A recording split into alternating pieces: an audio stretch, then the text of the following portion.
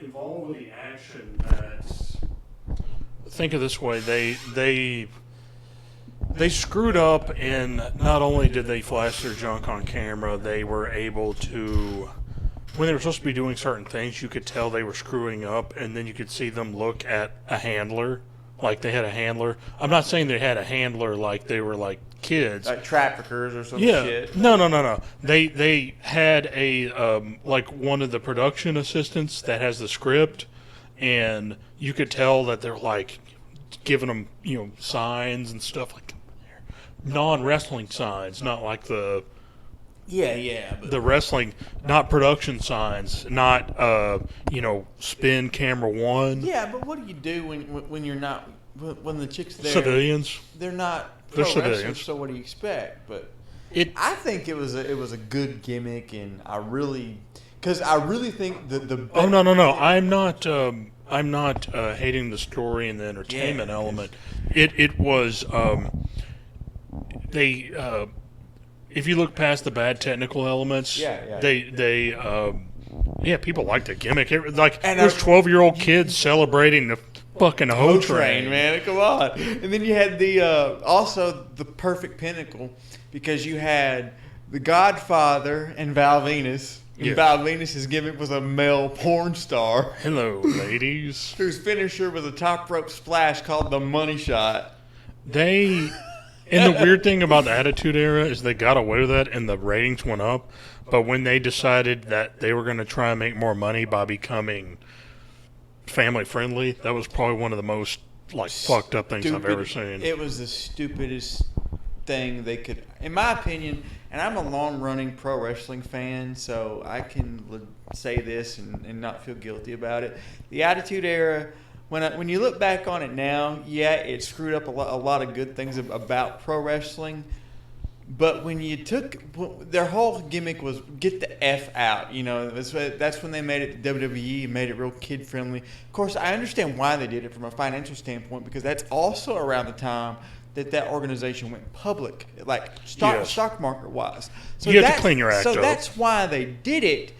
But I just think it's been screwed up ever since. One of the biggest things a lot of people don't know is before they went public, they had when it was one of the investment banks they got with, and that's how they launched. All right, this was after they teamed up with the Titantron, the Titan Sports people. Yeah. I don't remember how their board structure was at the time. I was told roughly how it was. Like the McMahon family has, some 20-30%. I made the number up, but you get what I'm saying, the gist of it. And, Titan Sports at the time had a small chunk of it. But they gave a huge investment, and even before they went public and before the investment bank got involved, there was a lot of things they had to start cleaning up. Another reason why they called it the Titantron, because of Titan Sports. Right. Or whoever those goons were. They had to throw in the name of something, like they had to rename something. It was like, a joke about Titan something would show up. Mm-hmm. Something like being Titanic, something like that. Like, man, that was a Titanic move, and everything was kind of a gimmick, kind of like a handout. Dollar bill, y'all. Like, we gotta get paid. I love my corporate master. And speaking of paid, guess where you is? Yes, you. Oh yeah, there. You are. We forgot to tell you guys that yours truly, my name is Matt Freemat. This is the Freemat Podcast. If you didn't forget, the man, the myth, the man, the girth, the legend, the man, the girth, the length, General Patrick Flynn, reaching his entertainment down from the heavens, bestowed upon you, you lousy creatures. Now, folks, we were just getting into... I did actually have something planned today, but we're actually talking about wrestling. And I'm going to tell you how I would talk about wrestling. the government actually helped somewhat fuck up a good thing in wrestling. You're going to love this one. I gotta hear this segue, and yes, I do. All right, folks. I grew up in the 80s and the 90s when we watched wrestlers like Macho Man, Randy Savage. You might remember Hulk Hogan. Oh, I'm gonna refrain. But he will say it, though. Oh, yeah, Macho Man Randy Savage. Mm-hmm. In the profile when he used to talk, too. Was like he had it was the whole. Well, he never talked. This pinky's broke, but he had the whole thing down where he do this, brother. I can't talk like him and still have a voice left to actually have a podcast, and he really does sound like that in real life. I met the man one time, and he really does sound like, or did, because he passed away. But Randy Poffo. Yeah, he really did sound like that. But the thing is, you need to know about this. Him and Hulk Hogan, a couple other wrestlers, Big Papa Pump. You might remember a couple other guys known for their physiques, their prowess, the perfect, what I call the V cut. Yeah.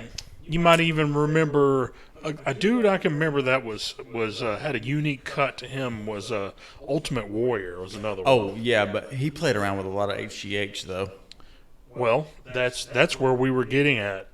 A lot of folks don't know and this was in the late 90s, towards the end of the Attitude Era in WWE, and towards the end of the WWE WCW ratings war. Mm-hmm. Monday Night Wars, the best time in professional wrestling if you a fan, because it was for me. And you had to pick a side, too. Oh, no, I watched them both. I ain't kidding. At 7 o'clock. You just can't admit to it. 7 o'clock, I started watching WCW. At 8 o'clock, so that's when Raw came on. And then I'd call Dude, and who we know. And then we would go, I would watch WCW, he would watch WWE. He'd tell me who's on there, I'd tell him who's on there. And we'd figure out which matches to watch through that. We'd stay on the phone the whole time one of us would watch one and the other one would watch the other one, trying to get both sides of the story to know what happened the next day from both companies. It was magic. It was fun. Anyway, continue on. A lot of people don't know in the late 90s, early 2000s, or many people call the aughts, the government had got involved with steroid investigations. Yes. Baseball. And you think, baseball. It was around the time of the home run. McGuire and Sosa. Yeah. And a lot of people don't know that included people like Jose Canseco, Barry Bonds, among others. Palmeiro was another one. What a lot of people don't know is this was multi-sport. Oh. It was... The investigations it's the low-hanging fruit of the sporting world is to pick on wrestlers who take performance-enhancing drugs. This was not only the original anabolic steroids, but the synthetics and other PEDs and eventually what will become HGH. Here's the thing. They were swept up in that investigation. Mm-hmm. I remember specifically Vince McMahon, Jr., not Senior. Senior had already passed away. Yeah. Well, a lot of people don't know that there was a Junior and Senior. Yeah, that's true. That's true. Where I was getting at, guys, is that he ended up. They talked to him about it, and you could tell he kind of looked sheepish about it. Macho Man didn't, though. He was always honest about his experimentation with it. It isn't that there's a level of honesty or dishonesty, but as a leader, and I'm not talking about, even though I don't want to smear Eric Bischoff in the WCW organization or what's left, obviously not around now. But the thing is that Vince McMahon, why he had the wellness program, mm-hmm. part of the aftermath of him heading off a major investigation, a Senate investigation behind steroid and PED use in sports, he basically got a sweetheart deal and said, we're going to start a wellness program. That wellness program, I'm going to tell you, it's called PED and steroid test. And yes, they hit people taking HGH. They hit people with taking off-brand. It was synthetics and stuff like that. They still do today. They just don't want put it on. They don't put it on the air. But if you read on the internet, you'll see where people come up missing, and it's because they got tagged in the wellness program. Well, that's true. In the professional wrestlers' defense, because I know a lot of people draw crap on professional wrestlers because they say it's all fake or whatever else, and I've always disagreed with that because it's planned, but call it planned, staged, choreographed, whatever term you want to use, but don't call it fake. I mean, these guys, they're putting their bodies on the line for your entertainment, not on a weekly basis, on a daily basis for probably 350, maybe 340 days out of the year, Easily. if not more. And really, they need something to recover fast, and that's honestly what steroids was used for, was for faster recovery. Not just to be strong and look good, but to help your body recover. And for the amount of damage they're putting their bodies through, some of them deserve it. In one of the examples I gave, Hulk Hogan, known as Terry Bollea, he'll even tell you to call him Terry, all my Florida people. Hulk Hogan, if you didn't know anything about him... How could you not? I mean... Well, there's some things that they don't talk about in the news, besides... I told you they never talked about suicide, they never talked about mental illness, they never talked about family breaking down. The biggest thing they didn't talk about, which I think was worthy of being talked about, was why Hulk Hogan would do steroids. And one of the things I think I mentioned about his back surgeries, about how he was 6'5". Yeah, because he had done his signature move, the leg drop. He had done the leg drop so much, and it had messed up his spine so much over the years that he was shorter, and I think it compressed his spine actually, didn't it? Yes, I don't know if they call it discectomy. That's what I'd like to call it, but when you have discs taken out of your back and you don't have the replacements, like they do make like wedges and like replacement, little thingamadoodles. The thing is that you lose height, and he's lost height. This is a tall man. Yeah. They took 2 inches away from him. He's still a tall man, but he's in his 70s. Yeah. Yeah. Hulk Hogan is older than my father. That's all because of the leg drop. He's been in pain, and he's been in pain for a while. And you would ask me to that's why you would end up doing steroids. A compressed disc, all right, will keep the steroids keep the swelling down and help you heal up around the nerves around that disc. I guarantee you the steroids were keeping him upright. They were keeping him from slumping over. Yeah, I mean it's incredible how much flack pro wrestlers get because everybody thinks it's fake, but 2, how much damage their body actually goes through on a daily basis. Even though it is a controversial subject, I will bring it up anyway. Chris Benoit. I was wondering if you would go there because you had mentioned all the roids accusations and stuff, and he was actually on a federal level. Yes. So much. And I'm not making light of what happened between him and his family. I'm going to tell you this much. After the amount of brain damage and CTE type level, brain injuries, a lot of people don't remember, and I'll make it short and sweet. The dude balls out, slammed his head into people. Not just. I don't know if that's the best way I could call it. The diving headbutt, but when he took a chair shot, if you ever watched, he did it the ECW old school way. It wasn't none of this. It was clamp your teeth, tongue on the roof of your mouth just in case, tuck your head, chair goes here on the top of your head, and that's it. There's no cushion. It is a steel chair going to your cranium. And I know does not feel well. And I know the argument is A, you're timing it, but B, the feet kicking out for the salesman element. Yep. You still eat. Your upper body still eats a decent amount of it. And that's the weird thing. This wasn't one of those tinfoil, like, some of these chairs were not tinfoil chairs. It was a legit folding chair that you sat in. When they say, quote unquote, a steel chair, it is a legit metal chair. Nothing is done to it. All they do is make sure that you get hit with the part you sit on and not the underneath part of it. That is it. There is no cushion in it, no padding, no nothing. It is straight metal chair to your cranium, the old school way anyway. The thing is, when Chris Benoit took his own life and took his family's life, I'll just say it, be polite. That's what happened.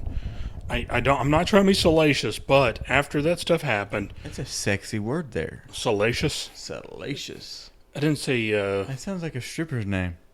So the next, give it up for Jeanette. I was like, up next, the lovely Miss Salacious.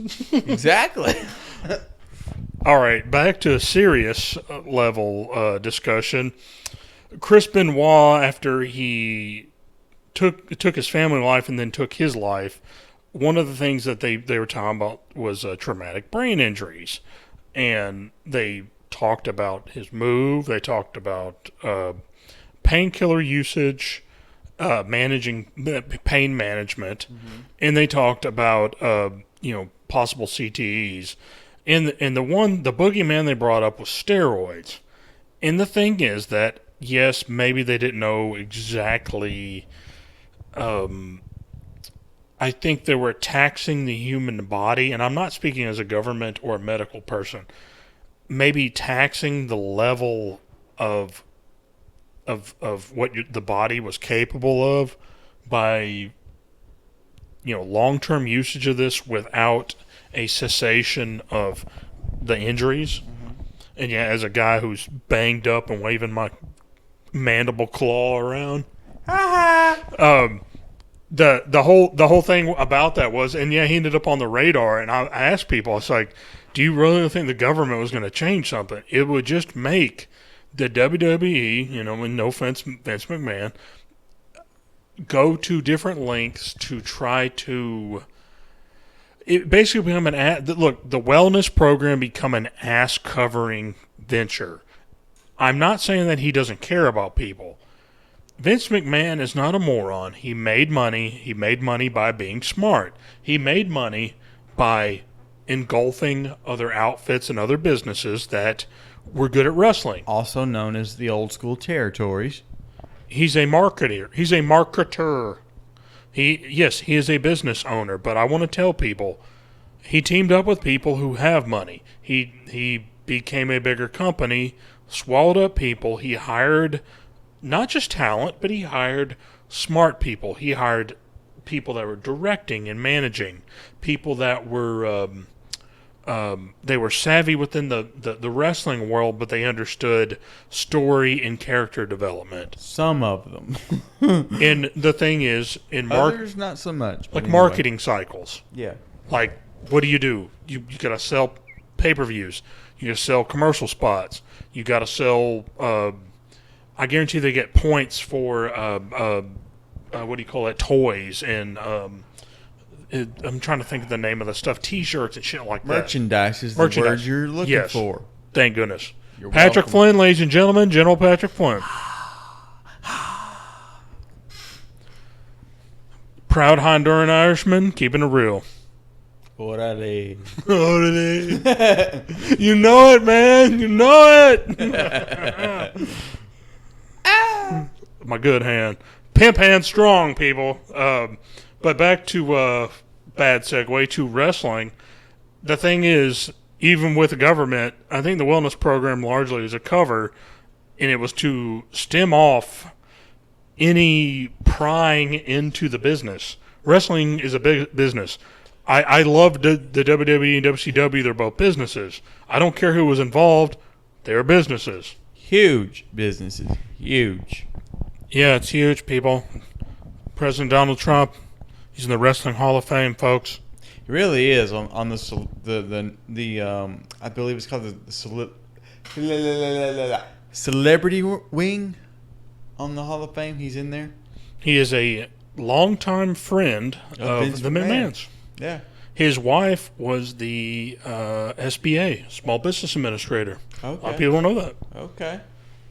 Anyway, back to the wrestling. The whole thing is, I don't think government would fix anything there. I think that it would actually. It's one thing. Okay, you're like, oh well, Vince McMahon used to be a billionaire. He could absorb a blow there. Here's the thing. It doesn't affect the people up here. I guarantee you, it would affect the yearly non-major story guys on the circuit. I would say that it's that actually over time it really has gotten to where it's hitting everybody, because the product now, because the time frame we're talking about, let's keep in mind, was the late 90s, early 2000s. That's when all of this was what we're talking about. Now, honestly, the product is suffering, but that's a whole nother ball of wax and a whole nother deal. So I think all I'm trying to say with that is, yeah, you're right, but it's not so much could happen. It already has happened, and that's why. I mean, heck, that's even why NXT even started, was because you'd mentioned about the territories, how he took up the other talents. Well, Triple H came to him from all the interviews and stuff that I've seen. He was like, this is a problem we created. Where do we get our new talent from? And that's kind of how their whole development program took a new length and a new shape. But we're kind of segueing, but that's the rabbit hole that is this episode. The schools and the kind of like a minor league. Yeah, Full Sail and all that. Because they actually had to deal with Full Sail in Florida. Nice. It's a good way to get production people. Exactly. Cut their teeth and then leave. But the irony is that I tell folks, as much as you would think, like, oh, well, that billionaire will cough up some money. Oh, the shareholders, they're filthy rich. The rich can pay their fair share. And you really look at it, and it would affect a guy on the bottom who is trying to move up to that next level. And there are bottom-level contract guys that are trying to make that nut, and they honestly can't get written into a story. And you notice a guy who's busting their ass, and they get recycled by different characters, bad storylines, bad characters, bad fill-ins. And that doesn't sound like anything that happens in every person's workforce when the government takes a rung out of the ladder. It's kind of the analogy we're using here, folks, is basically rungs are being taken out. It's getting harder and harder for everybody to move up. Why? Government. Period. Government. And I know you're like, well, where are you filling the blanks? I'll fill in the blanks for you. I'll do your homework for you. Really? You promise? All right. Things like a wellness program. So I can just watch Spank Bang? A wellness program, that's great. A wellness program or a government compliance scheme or a health and safety type bullshit. You know, hey, I'm a licensed inspector, and, you know, we got to check your guys out. And, you know, like, hey, have you put your blood test in? And you start to hurt a little man. You will start to hurt that guy who is a $40,000 a year guy. And you're like, oh, they don't get this. Wrestlers get paid more than that. Little guys, there's some guys, not the big party major story guys. Some of those guys, they're struggling, and they're begging to be put into a major story. Some of them, they get the story, the character's rewritten, they'll come back in a year or whatever as a new story, and then the fans love it. And they're like, okay, I'm able to hang on to this guy. I almost call it like if John Cena was really like Peter Wilson, the desk jockey. Peter you know, Wilson. I made this up. I should say, why do I know the name Peter Wilson, though? Peter Wilson is an actress. That's a lady. Nikita. La Femme Nikita. Peter Wilson. Yeah. The Australian, and she, yes. And she, older chick. She was also, I still would, enough said, but she was also in Sean Connery's last movie, The League of Extraordinary Gentlemen. Yes. A lot of problems with that movie, but it was I still enjoyed it. She was in it. I still enjoyed the movie, and she was in it. All right. Getting back onto the subject there. No, I'm going to get there. I'm just saying, like, he might have gotten his start, and there's some other guys who were minor league characters where it was something hokey and it was really, really, it kind of got burned out quick with the fans. The script writers are like, this is bullshit. Nobody cares. You know, Peter Wilson, the desk jockey, after the second match, they're like, nobody cared. Kind of like the LWO. Yeah, there's, if you want to talk about broken storylines and stuff, yeah, like recycled stuff that doesn't work, concepts that spun off of something else that nobody cared about. You can't make the fans care. Well, here's the thing. Those little guys, they're the ones having to go through that. They're the ones having to probably, I was going to say, most of the time they're the ones that would end up paying for a, blood check. They're the ones that end up getting screened for drugs, probably paying for it. They're the ones, they're independent contractors. This is true. Ask an independent contractor what it looks like to be on contract and having to pay for flights. They don't want to, you're making $40,000 a year. I don't want to pay to sleep in a hotel. I'm going to go sleep in a van. All right, I'm driving a beat up van. I'm sleeping in a van with some guy I know that I've been working with. The fabulous Pat Flynn or whatever. And yeah, and you're like, oh, everybody gets their start that way. Well, before the government showed up, more people there was more money to spread around. And you know what? You could have lasted longer.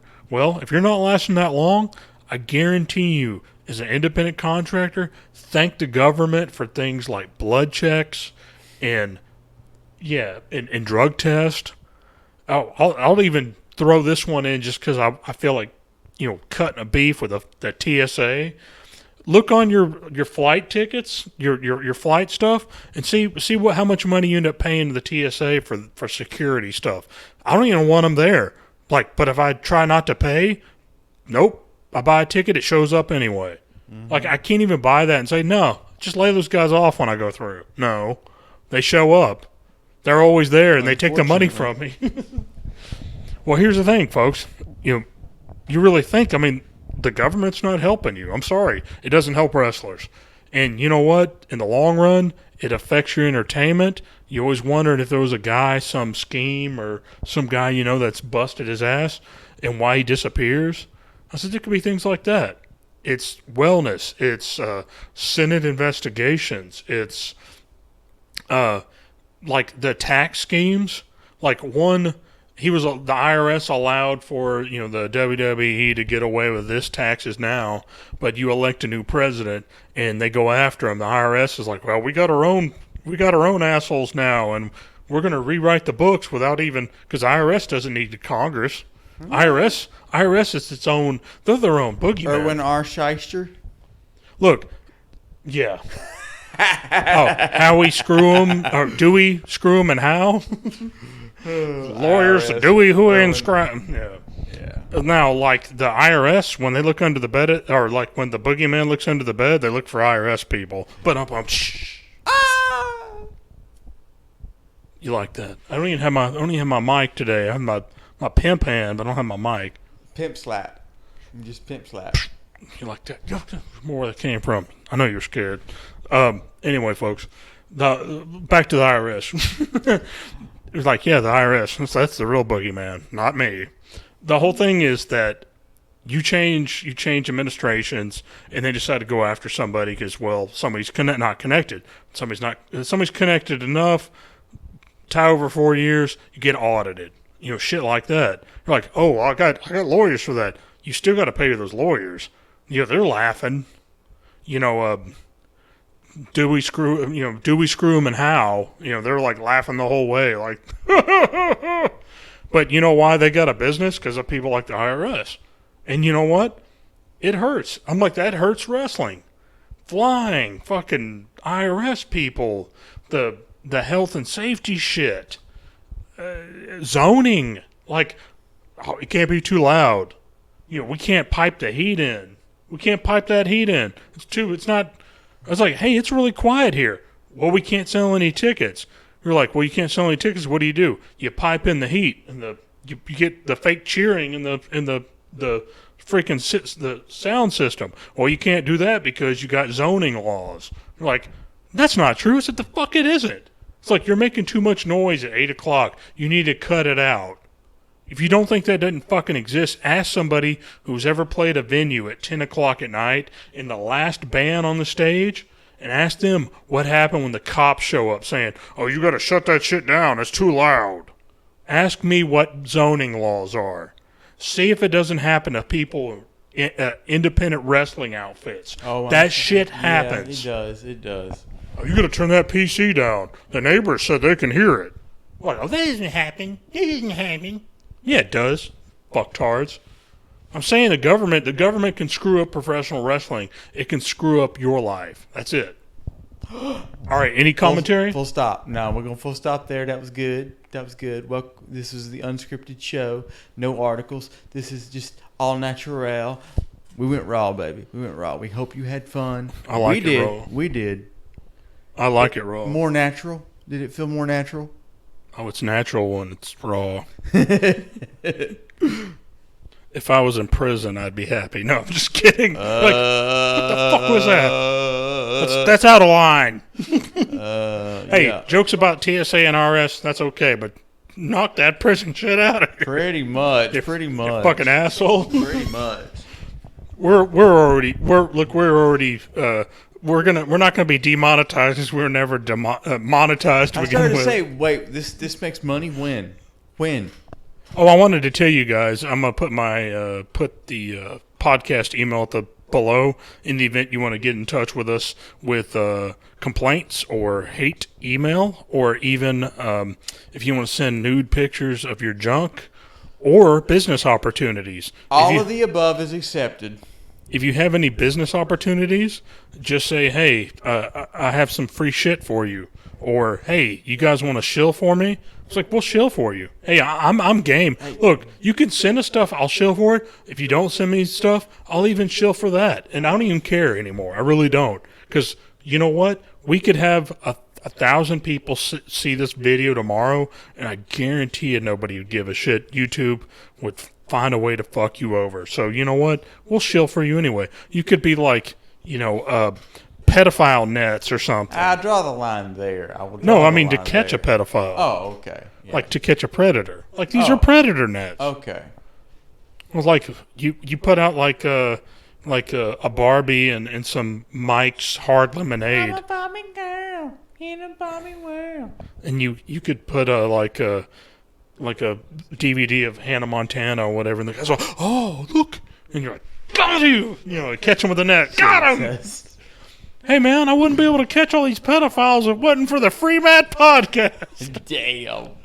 Oh fuck, let's end this. Any last words here? End it now. All right, thanks. Thanks guys, folks. Thank you for stopping by. We love you. We hate you. Bye. Bye. See you in the funnies.